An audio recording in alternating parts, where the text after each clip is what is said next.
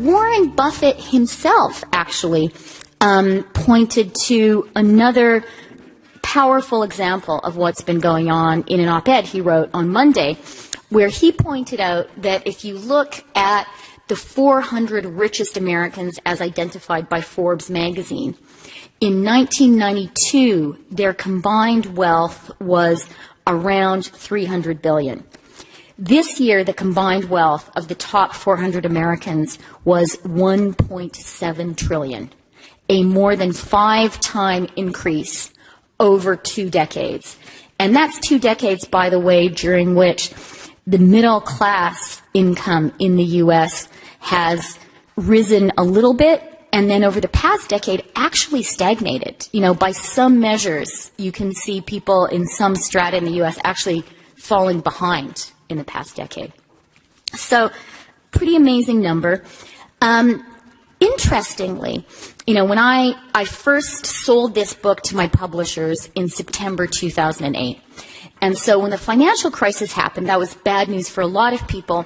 For me, very selfishly, I thought, oh no, I can't write this book anymore, because surely this is the end of the plutocracy, right? It just seemed self-evident to me that there was a global financial crisis and this was going to be it.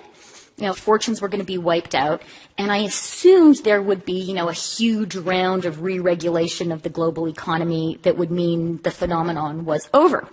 And I was so convinced of this, I actually wrote a whole new book proposal. It was going to be called Survivors, and it was like, who made it in the new world? And then, you know, 2009 rolled on, and I realized that actually things weren't changing. And sure enough, if you look at the data for 2009-2010, I think you could say that the Obama economic recovery was really a 1% recovery.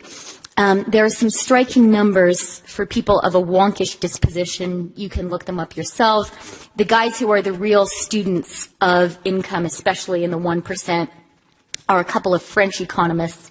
One guy called Emmanuel Saez at the University of Berkeley, Thomas Piketty at the University of Paris, and they update their data sets every year. And when they updated the data set for the 2009-2010 economic recovery, they put those numbers out in March.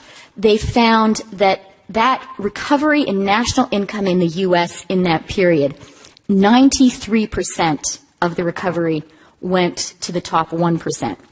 And what's even more striking is more than a third of the recovery in that period went to the top 0.01%.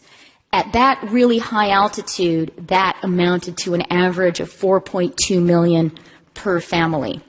And of course, this is happening at a time when, for the American middle class, that was a hard period. Record high unemployment, downward pressure on wages, and so forth.